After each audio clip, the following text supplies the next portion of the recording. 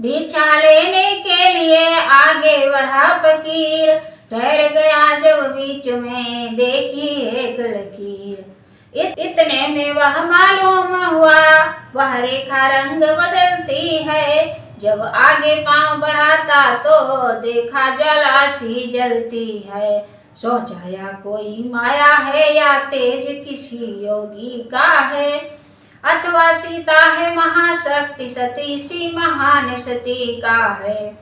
रेखा उल्लंघन करता है जो निश्चय अभिमरण तेरा, कैसा सीता का हरण यहाँ होता है प्राण हरण तेरा। या सोच समझ हटकर बोला रेखा से बाहर आ माई, जोगी लेते हैं नहीं कभी इस तरह बंधी भिक्षा माई। सीता ने कहा क्षमा करिए रेखा या टूट नहीं सकती, या आन लखन देवर की है जो मुझसे छूट नहीं सकती। वह बोला तोड़ो नहीं तुम देवर की आन, बाबा भी लेगा नहीं इस प्रकार का दान। सीता ने सोचा अगर दिया न इसको दान, गृहस्थियों के धर्म का होता है अपमान। देवर का आन रहे न रहे रखूंगी धर्म गृहस्थी का, अब मैं रेखा का ध्यान छोड़ करती हूँ कर्म गृहस्थी का। देखो क्या ऊंचा व्रत है या कितना या भाव विलक्षण है, इस सिया हरण की लीला में आते थे दान ही कारण है। भूली उस कर्तव्य में सीता इतना ज्ञान, पहले जांचे पात्र को फिर दे उसको दान। रेखा के बाहर आते ही उस जोगी ने बाना बदला, रावण रावण हो गया वही सब ठाट फकीराना बदला। बोला सीता हो सावधान अब तू मेरे पंजे में है, मैं लंका का पति रावण हूँ तू रावण के कब्जे में है। या सुनकर तत्काल ही सिया हुई बेहाल, लेकिन संभली उसी क्षण बोली होकर लाल। ओ दुष्ट खड़ा रे खबरदार स्वामी अब आने वाले हैं, जो धनुष तोड़ कर लाए हैं वे ही मेरे रखवाले हैं। अब तक मैं उस रेखा में थी अब मैं सत्य की रेखा में हूँ, अबला हूँ इतना बल है पातिव्रत की रेखा में हूँ। तू क्या संसार अगर आए तो भी बल तोड़ नहीं सकता, सतवंती के सत के आगे ब्रह्मा भी बोल नहीं सकता। दानी के बटुए की समता करती झोली भिखमंगे की, सूरज के पास पहुंच जाऊं इच्छा है नीच पतंगे की।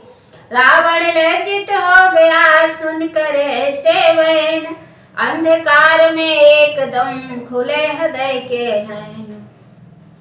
देखा उसने इस समय एक अपूर्व प्रकाश, नया विश्व पृथ्वी नई नया स्वर्ग आकाश। मानो नवीन घन मंडल सा संपूर्ण सृष्टि के ऊपर है, उसमें ज्योतिर्मयी मूर्ति एक सोने के सिंहासन पर है रोम रोम में तारागढ़ चंद्रमा सूर्य भ्रगुटी में है चारों दिशा भुजा चारों सब उदय अस्त चुटकी में है। अब जिधर देखता है रावण वह मूर्ति उधर ही रहती है, मानो रावण के कानों में वह मूर्ति भी यह कहती है। दानी के बटुए की समता करती झोली भिखमंगे की, सूरज के पास पहुंच जाऊं इच्छा या नीच पतंगे की। अब रावण के हृदय को हुआ पूर्ण विश्राम, मन ही मन में सिया को उसने किया प्रणाम। इसके उपरांत हुआ वही जो होनहार दिखलाता था, रावण के रथ पर सीता थी रथ लंका नगरी जाता था। रथ ज्यों ज्यों आगे बढ़ता था त्यों त्यों सीता चिल्लाती थी, हा राम राम बस यह आवाजें आती थी। देखा गिद्ध जटायुओं ने जब यह अत्याचार, सहन न हुआ भी कर सका यह ऐसा हाहाकार। वैदेही की जब सुनी करुणा भरी पुकार, हुआ दया का निर्दयी खग में भी संचार। बलिदान आज होगा मेरा यह उसको पहले सूझ गया, फिर भी उपकार है तुमने राक्षस से जाकर जूझ गया। तन से मन से सेवा व्रत में बलिहारी हो तो ऐसा हो, हे नरों गिद्ध से शिक्षा लो उपकारी हो तो ऐसा हो। चोरी जो पकड़ी जाती है तो चोर जरा घबराता है, नहीं लड़ता तो है रावण पर कुछ डरता भी जाता है। बस इसी दांव पर पक्षी ने नीचा दिखलाया रावण को, पैनी चोचों से कई बार अधमरा बनाया रावण को। सीता की ओर देख लेता जिस समय गिद्ध कुछ तकता था, पर गिद्ध ही था कब तक राक्षस से वह लड़ सकता था। रावण ने जब पर काटे तो परवश हो चकनाचूर हुआ, पक्षी के नीचे गिरते ही रथ दंडक वन से दूर हुआ। इधर अधमरा गिद्ध भी कहता था हाँ राम, उधर जानकी भी वही टेर रही थी नाम। हरा नल से जलते तन को आंसुओं से ठंडा करती थी, हा राम राम कहती जाती आभूषण वस्त्र फेंकती थी। रथ पहुंचा ऋषमुख पर जब तब वानर देखे सीता ने, कुछ अपने भूषण वस्त्र सहित उस दिश भी फेंके सीता ने। ज्यों ज्यों दक्षिण में चंचल रथ आगे को चलता जाता था, त्यों त्यों पश्चिम में सूरज भी नीचे को ढलता जाता था। आखिर दिन मुंदते मुंदते ही लंका में वह रथ जा पहुंचा, परमारथ को संग लिए हुए अपने घर सारथ जा पहुंचा। ले जाने लगा महल में जब रावण रघुकुल की महिला को, नलकुवर का आ गया याद उस समय श्राप उस योद्धा को।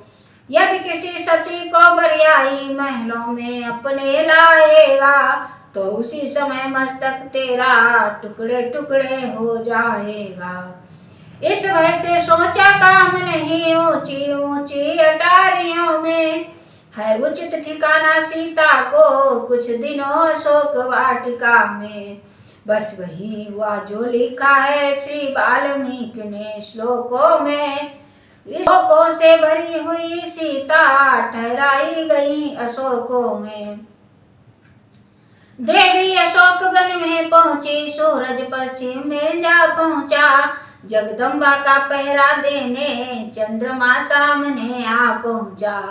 विधि की आज्ञा से इंद्रदेव बिरहिन को धीरज बंधा गए, भूख और प्यास का त्रास न हो वह बेसिया को खिला गए।